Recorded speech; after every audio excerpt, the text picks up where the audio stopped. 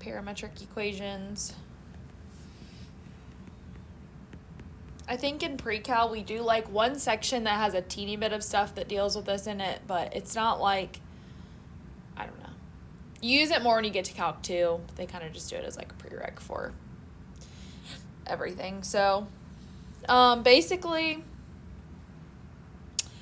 they tell us that in the problems that we're looking at that they're giving us a parametrized curve. So essentially it's a function x and a function y. They're written as a function of t, and they want us to essentially, well, they say to graph it, but we're not really doing that. We're not doing that part. We're finding the Cartesian equation because that's the part that's important for a curve that contains the parametrized curve and what portion of the graph of the Cartesian equation is traced by the parametrized curve. We'll talk about that on a few of them, but yeah, anyways. So all that confusing talk to say. Number 6, x is equal to negative square root of t, and y is equal to t for t greater than or equal to 0. So essentially what we need to do is we need to get t by itself in both equations so that we can plug one into the other. So that we're rewriting it in terms of just x and y, no t's. So this one's already by itself. Most of the time we have to get both of them by themselves. They won't already be like that. But basically we need to divide by the negative and then square both sides. So we would end up with negative x squared is equal to t, or that x squared is equal to t. So then we would take this and say, now if x squared is equal to t and y is equal to t, then x squared is equal to y.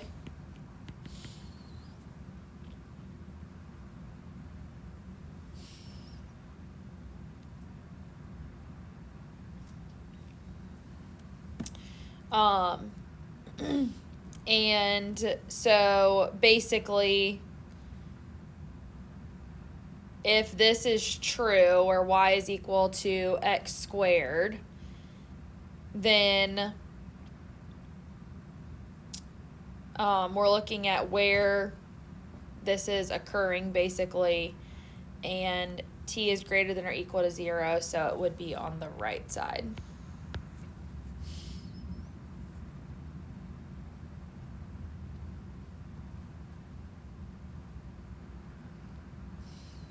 So I'm not as worried about that part.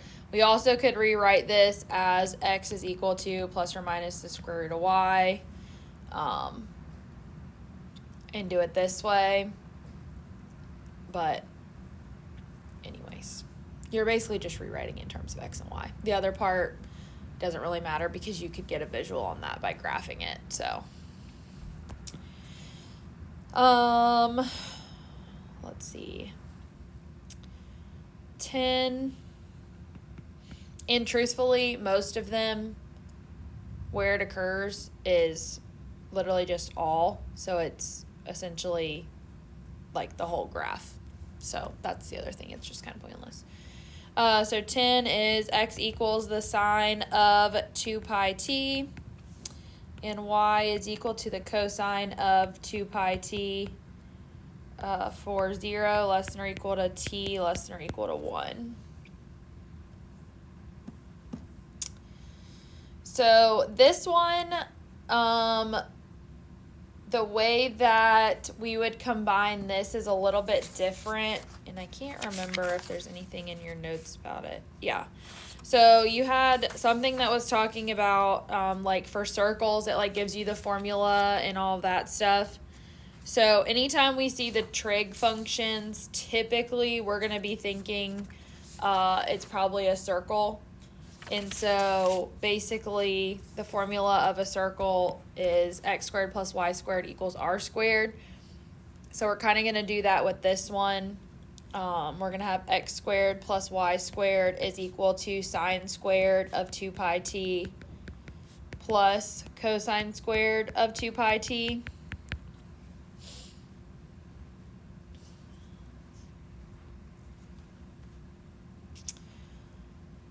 And do you remember what sine squared plus cosine squared is? Is it equal to 1? Yeah. So then this just is x squared plus y squared is equal to 1.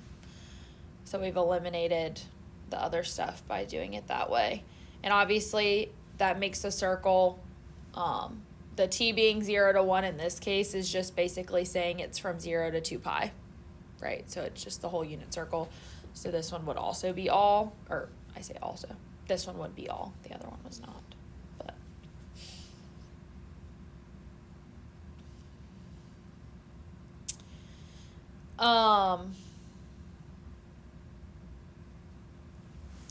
there was another one. I don't know if it's included in your notes or not. Did you have the one about the ellipse in your notes? Yeah. Okay. So that one also can have a trig function. And determining like which one is being used for which thing can get a little bit confusing, but typically if there's like a number in front of your trig function, that's going to be your clue that you're dealing with an ellipse, because obviously we haven't really dealt with those in Algebra 2 or in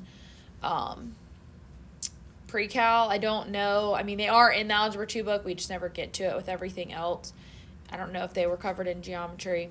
But anyways, but the formula for that is the x squared over a squared plus y squared over b squared equals 1. So basically, that's what we're dealing with to get the next problem, which is 14. X is equal to 4 sine of t, and y is 5 cosine of t for 0 less than or equal to t less than or equal to 2 pi.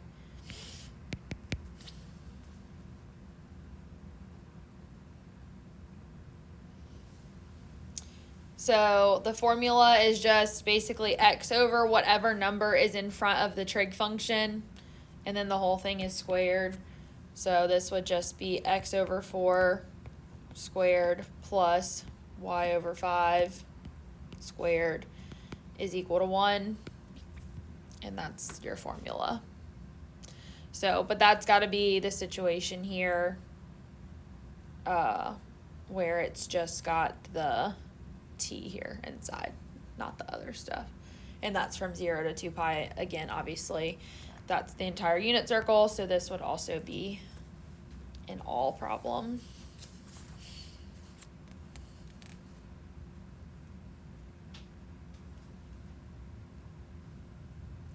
And some of them are dependent on how you write the equation. Like if you solve for like x or y, then it might change that, which is why I'm like not super worried about it. But for the actual ellipse, it would be the whole thing.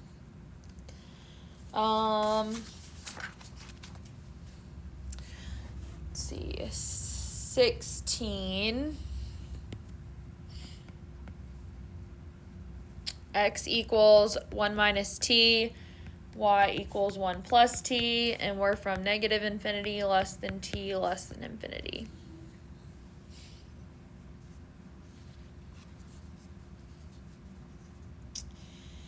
So you can either go ahead and get like t by itself in both equations, or you can just solve one equation for t and then plug it in, like when we did systems of equations previously. So I would probably just get the 1 and the y by itself, because obviously t is positive, so it's less like stuff I've got to move around. So I basically get y minus 1 is equal to t, and then I would just take that and plug it in over here. Now, since there's the minus sign, either make sure that you flip-flop the signs on these, or do the parentheses for it like that. And so basically we've got x is equal to, what is that, 2 minus y. So,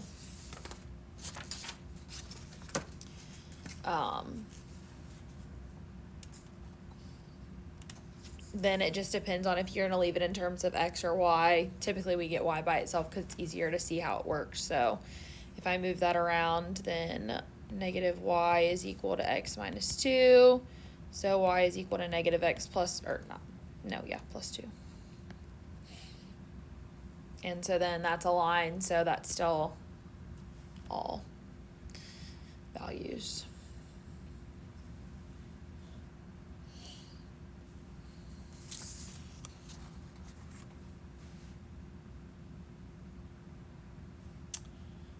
Um,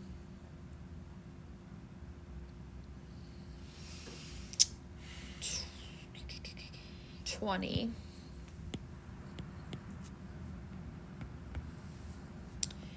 X equals t squared and y equals the square root of 4 minus t squared. And that's for 0, less than or equal to t, less than or equal to 2. Because as it sits right now, if I plug in 2 for t, that would give me a 0 in there. So we just have to watch basically they're just determining what the domain has to be between the two functions to give you what t is between. So I would do this similar to the way I did the last one, where I would choose one of them to get t by itself. Since the x one seems a lot easier, I would just do it with that one. So the square root of x is equal to t. Now, technically, obviously, we still have plus or minus here, but when I plug it in over here for t, it's getting squared, so it's really not going to matter which one this is. And so, anyways, I don't have to like put that in when I plug it in, I guess is what I'm saying. So y is equal to the square root of 4 minus, and then the square root of x squared.